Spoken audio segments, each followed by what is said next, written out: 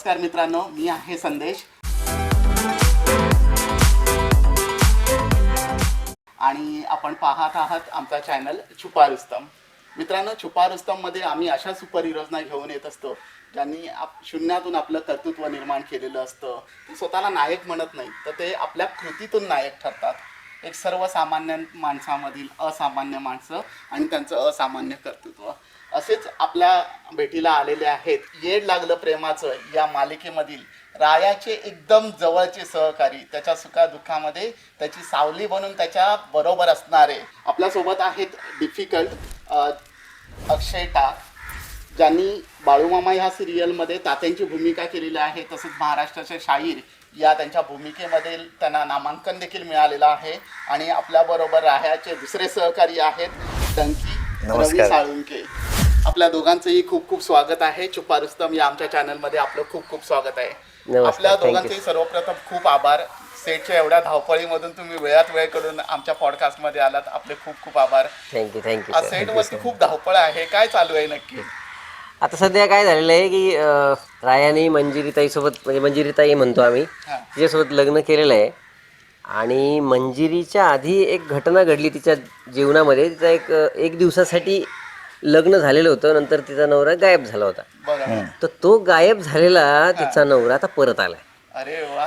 तर आता वा नाहीये मालिका बघत नाही वाटतं. ऍक्च्युली रायासोबत लग्न होण्यासाठी आम्ही इतक्या वर्षांपासून, म्हणजे एक दीड वर्षांपासून प्रयत्न करतोय. आता रायासोबत, आमच्या राया भाऊ सोबत लग्न झालं, स्वतःला ट्रान्सफॉर्म केलंय. राया भाऊ स्वतः गुंड होता, त्याच्या आम्ही दोघंही गुंडे होतो. आमचं काम होतं वसुली, हप्ता वसुली वगैरे, काय कोणाचे दुकान खाली करायची, घर खाली करायचं, असं आमचं काम होतं. तर राया त्या मंजिरीच्या प्रेमासाठी पूर्ण सुधारतो, एवढं त्याच्या जीवनामध्ये ट्रान्सफॉर्म होतं. आणि शेवटी त्याचं लग्न होतं. आणि तेवढ्यात असं कळतं की मंजिरीचा जुना इतिहास कळतो. त्यामुळे ती लग्न करत नव्हती खरं तर. नंतर तिचाही रायासोबत प्रेम झालेलं आहे. मग तो आता तिचा पहिला नवरा परत आलाय. आणि यात एक गोष्ट अशी आहे की मंजिरीचे जे आई वडील आहेत ते तिचे सासू सासरे आहेत. ऍक्च्युली ते कोणाला माहीत नव्हते. तो जो मिहीर आहे तिचा पहिला नवरा, त्याचे ते आई वडील आहे. तो गायब झाल्यामुळे मंजिरी त्यांच्याकडेच राहिली होती. मग आता काय झालेली आहे द्विधा मनस्थिती रायाची, की एक तर नवरा परत आलाय आणि त्यात एक विशेष ट्विस्ट म्हणजे तो विसरून गेलाय आधीचं सगळं. त्याचं लग्न झालं होतं म्हणून, की त्याचे हे आई वडील आहे म्हणून सगळं विसरून गेला. त्यासोबत अपघात झाला होता. मग आता अशी गोष्ट आहे आमच्यासाठी द्विधा मनस्थिती, की नाना आणि जिजींना त्यांचा मुलगा मिळवून द्यायचा, पण मंजिरीला तिचा नवरा मिळाला तर मग रायाचं काय होईल? तर या सिच्युएशन मध्ये आम्ही अडकलेलो आहे. त्यातून बाहेर सुटण्याचा आमचा प्रयत्न चालू आहे. आणि तीच सगळी धावपळ तुम्ही बघताय. तेच सध्या तेच चालू आहे धावपळ. हो. आपल्या मित्राचं लग्न पण झालेलं आहे, तो आनंद पण आहे. मंजिरीचा नानांचा मुलगा परत आलाय, तो आनंद, तो एक आनंद वेगळाच आहे. आणि हे वेगळंच मित्राच्या आयुष्यामध्ये तिसरा माणूस आलाय. ते एक दुःखद गोष्ट आहे, खूप मोठं दुःखच आहे. तर आता बघू काय होतंय. बघूया आता, चाललंय चांगला प्रयत्न आणि करतोय, सगळं चाललंय, चांगलं होतंय. रवी, प्रेक्षकांना एक वेगळा ट्विस्ट पाहायला मिळणार आहे. हो, नक्कीच. आणि खरंच मालिकेला खूप सारे प्रेक्षक खूप प्रेम देत आहेत आणि एक आवर्जून बघताय. भले टाइम चेंज झाले मालिकेचा, पण लोकांना असं नाही की बाबा टाइम चेंज झाले, पण लोक तेवढाच उत्साहानं बघतायत. हे एक आम्हाला खूप भारी वाटतं. आणि खरंच एवढं चांगलं प्रेक्षक प्रेम देतात आम्हाला, ह्याच्या अजून काय पाहिजे? बरोबर आहे.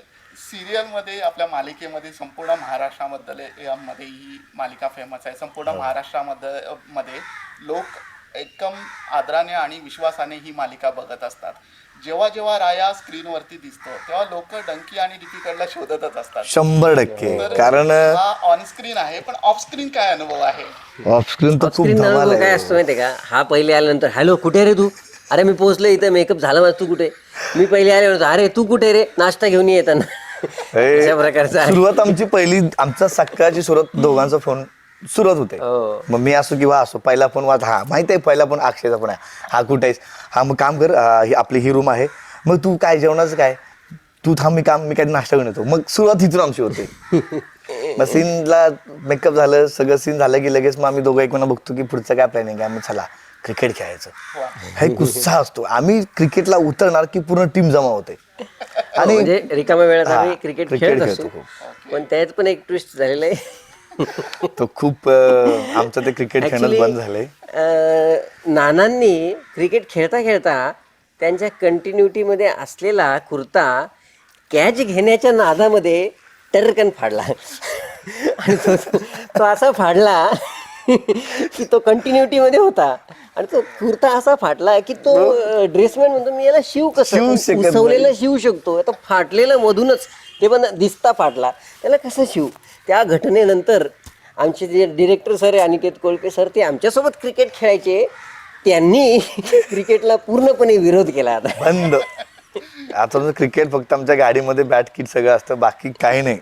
सगळ्याच्या फक्त टाइम नसेल की मग गप बसायचं, एकमेकांशी गप्पा मारायच्या. हा आणि रील्स वगैरे बनवायच्या ते एक आमचा उद्योग असतो. तुझी पहिली भेट कशी होती? एकदम पहिली भेट जेव्हा सुरुवातीला एकदम सेटवरती आला होता तेव्हा? हा मी एक सांगू शकतो. आम्ही एका ठिकाणी आमच्याच ह्या मालिकेला मी लुकटेसाठी गेलो होतो. तर मी असं बसलो आणि हा समोर बसलेला.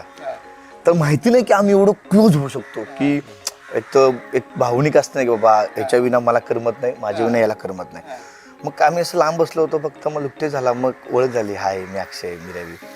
नंतर सीन्समध्ये जे आमचे असे दोघांचे सीन्स यायचे की इमोशनल सीन यायचे. मग नंतर आम्ही एवढं आहे की मी घरीच असं ना, घरी तर तोंडून अक्षय नाव निघतं माझ्या.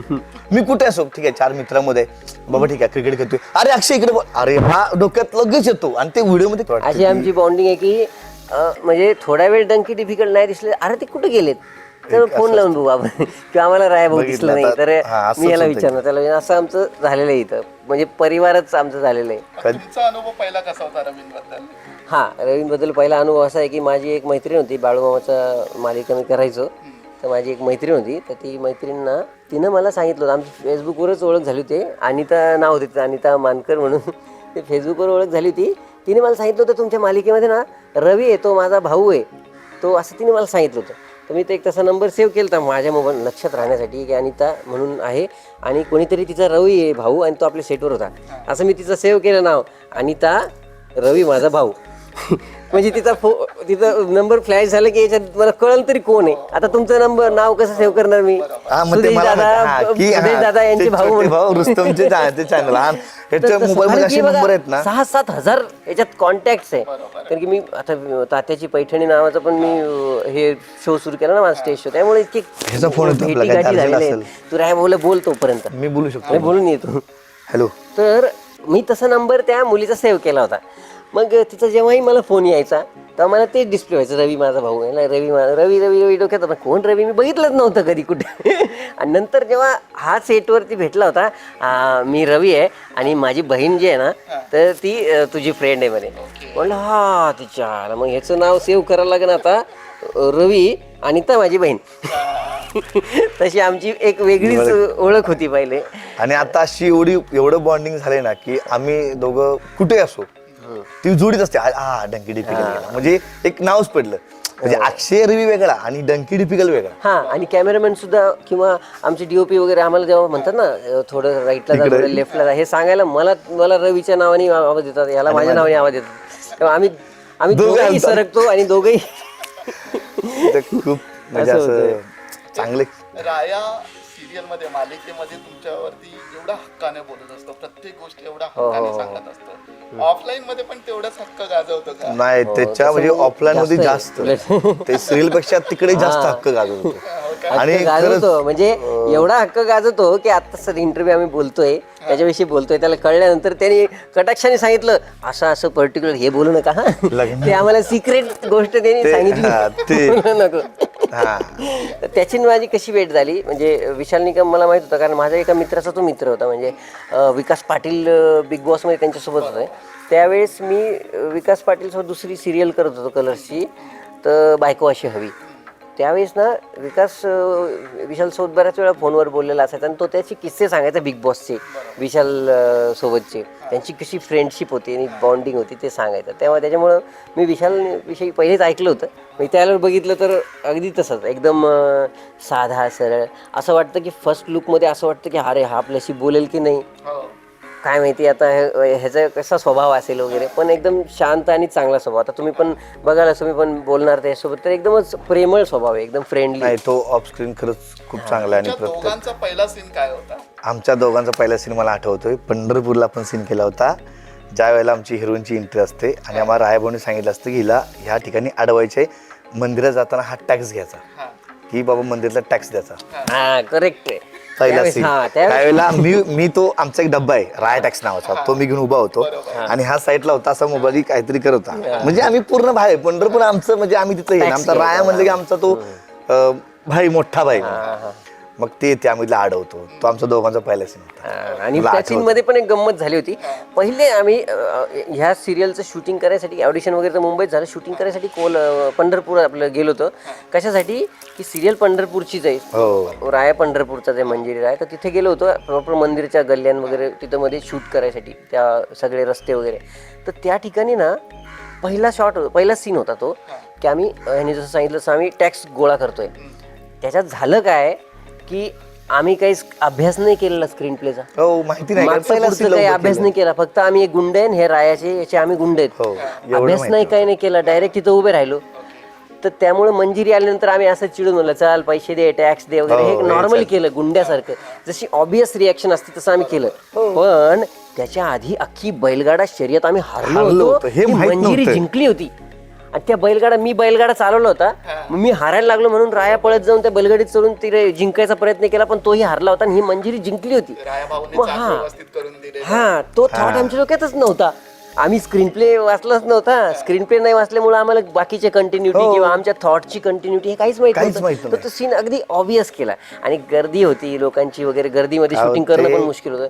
तर तेव्हाचे दिग्दर्शकांनी आम्हाला सांगितलं होतं की हे तुम्ही बरोबर नाही केलं, हे तुम्ही जे केलं ना तुम्ही अभ्यास करून या म्हणे. आताचा सीन आपण हे छापलाय म्हणे, पण तुम्ही अभ्यास करून या.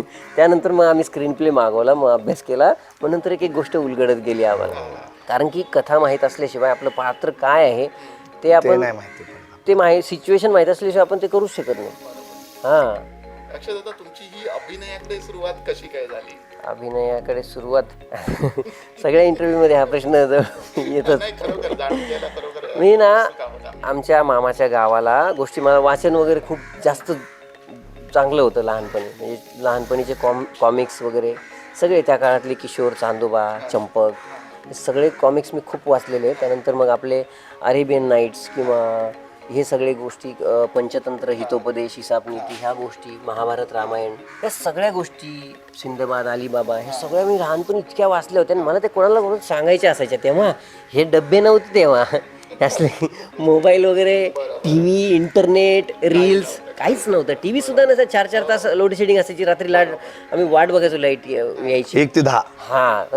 अजून आठवतं त्या लाईट यायच्या वाट बघायच्या पिरियडमध्ये सगळे दारासमोर बसलेले असायचे, गप्पा मारत, आजी आजोबा, शेजारचे पाजारचे, तुमचं काय चाललं, आमचं काय चाललं, हे विचारांची देवाणघेवाण व्हायची. तिथे मी या गोष्टी सांगायचो आणि मग तिथून माझ्यामध्ये थोडं अभिनयाचं बीज रोवलं गेलं असं मला वाटतं, हे गोष्टी सांगण्यातून.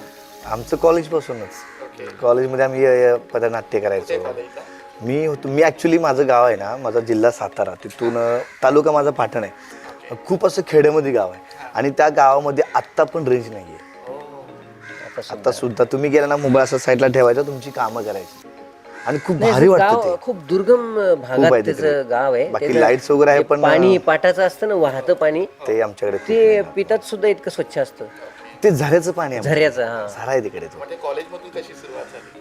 शाळेत आम्ही नाटकं करायचो, एकांकिका करायचो, मग तिथून मग शाळेत डान्स करायचो. त्यावेळी वाटायचं मला पोरं शाळेत, अजूनही आठवतं मला की याला बोललोय मी शाळेत, पोरं माझी पाय तू हिरो दिसतो रे.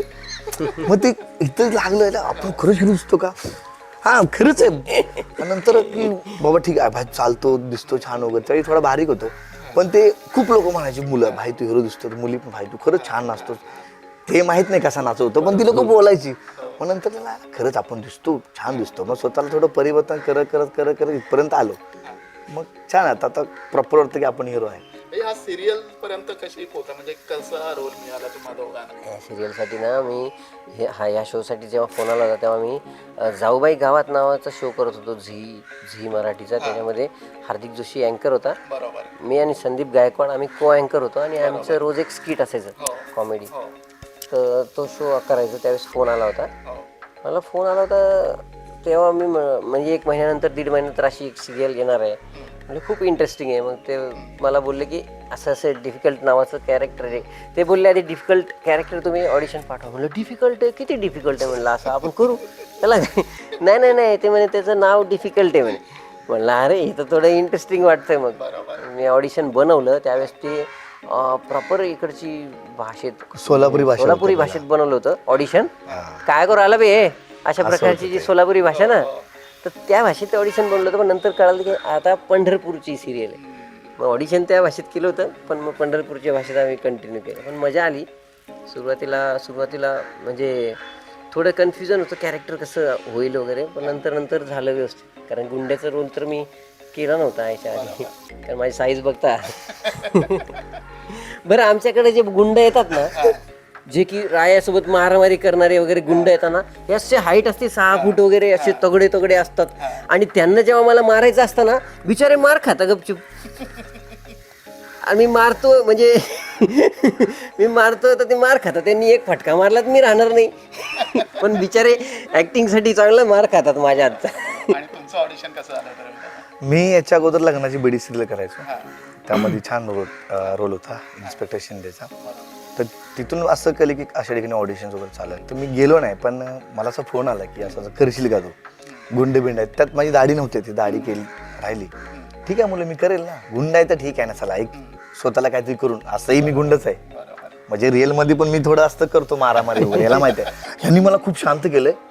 मला ना पटकन राग येतो, आणि माझा राग असा आहे ना, त्याच्यासोबत गाडीत बसलो, कार मध्ये बसलो तर आपलं लक्ष अर्ध ठेवावं लागतं की कोणाशी भांडणं होऊ नये याचे. हे जाऊ दे यार, काही असू दे, जाऊ दे, काच खाली घेतो लगेच. मला ते आता मला म्हणजे टोल नाही का असा मी तरी भिडतो. आता समजा एखादा गाडी चालली तर पुढचा टोल देत नाही, किंवा त्याचा फास्टॅग ब्लॅक लिस्टला गेले, तर तो बोलतात ना गाडी मागे मी घेत नाही, तू फ्री सोड, तर मी गाडी पाठी घेतो. म्हणजे मला राग भयंकर आहे. मी त्या रागा मी खूप मार खाल्ला, वडिलांचा वगैरे सगळ्यांचा मार खाल्ला. प्रयत्न केला खूप. पण एका पॉइंटला असं झालं, याला सुधरवता एकदा मी ठाण्यातून चाललो होतो एकटाच, बाईकवर हा नव्हता, चाललो होतो तर एक रिक्षावाला सारखा हॉर्न वाजत होता आणि माझ्या अंगात रवी घुसला. मी त्याच्या साईडला गेलो, म्हणलं पागल आहे का रे असं म्हणून मी निघून गेलो. तो रिक्षावाला पुढे आला, पागल कैसे बोला मी मेरे को, पागल कैसे बोला म्हणला. म्हणलं नाही भाई मैं पागल आहे. तो रिक्षावाला म्हणे नाही तू नाही मैं पागल आहे. म्हणलं अरे हा तर आपले ते पिक्चर आहे ना त्यातलं सीन होतोय म्हणला. तर अशा प्रकारे मग नंतर विचार केला यार भांडणं करून काय उपयोगच नाही ना. त्यांचे रस्त्यावरची जे लोक आपल्यासोबत ज्यांच्याशी इम्पॅक्ट होतो ते त्या क्षणापुरतेच आपल्या जीवनात आलेले असतात. मग काय भांडायचं त्यासाठी, भांडायचं कोणाशी मी सांगतो तुम्हाला, भांडायचं मित्राशी. भांडण करून काहीतरी फायदा झाला पाहिजे त्याचा. नाही मग ह्यांनी मला खूप शांत केला की बाबा काय गरज आहे भांडायची, बाबा तो ठीक आहे ते चुकी असते ठीक आहे, सॉरी बोलून हे करावं. पण मी खरंच ह्यांनी मला खूप शांत केलंय. आणि मला ह्याच्याविषयी बोलायला खूप आनंद वाटतो की एक सन्मान आहे बाई. ह्यांनी मला खूप शिकवले. मग ॲक्टिंगमध्ये म्हणा, तू कसं वागायचं, तुझ्या सेव्हिंग्समध्ये म्हणा, यांनी खूप सारं मला सांगितलं सेव्हिंगचे छोटे टप्पे की ह्या प्रकारे सेव्हिंग करू आपण. म्हणजे ह्यांनी मला एक शब्द दिले की मी तुला एक झाड लावून देतोय, जर तू ते झाड तोडलंच ना मैत्री संपली. मग विचार करा मला ह्यांनी काय दिलं असेल. फक्त त्या आम्ही झाडाला फक्त पाणी घालणार आहे, आणि ते मला झाड कधीच नाही तोडायचं, कारण एक ह्याची आठवण आहे. ह्याच्याविषयी बोलताना की माझं ना बोलतात ना की हृदय भरून आत्ताही भरून येते मला. मी असं रिअली खूप असं इमोशन्स खूप आहे. कधी कधी मला हा सांगतो तू रडत जाऊ नको, हे सगळं चांगलं होईल, ठीक आहे. पण ह्यानी मला प्रत्येक पावलावरती आधार दिला. नाही पण रवीनी काय हे खूप शून्यातून खूप आहे. आता मी तरी एज्युकेशन घेतलं या क्षेत्रामध्ये ठरवूनच. म्हणजे मी बॅचलर इन ड्रॅमॅटिक्स केल्यानंतर मास्टर इन थिएटर आर्ट्स केलं मुंबई युनिव्हर्सिटी, मग मास्टर इन फोक थिएटर केलं. त्यात जागरण, गोंधळ, भारूड, दशावतार, तमाशा, पोवाडा याच्यामधला अभिनय शिकलो मुंबई युनिव्हर्सिटीमध्ये. सगळं शिकून हे केलं. पण ह्याने काहीच न शिकता दुसऱ्या व्यवसायात असताना सुद्धा त्यांनी तो प्रयत्न करून क्षेत्रात आला. म्हणजे अगदी छोटे कामं करून सुद्धा तो वर आला. मी ऍक्च्युअली खरं सांगू, मी असं ज्युनियरची पासिंग पण दिली, मी दिले, खरंच दिले. पण त्यावेळेला मी एक शपथ खाली होती की नाही आपण ही नाही आपल्या मागं पासिंग दिली पाहिजे कोणतरी.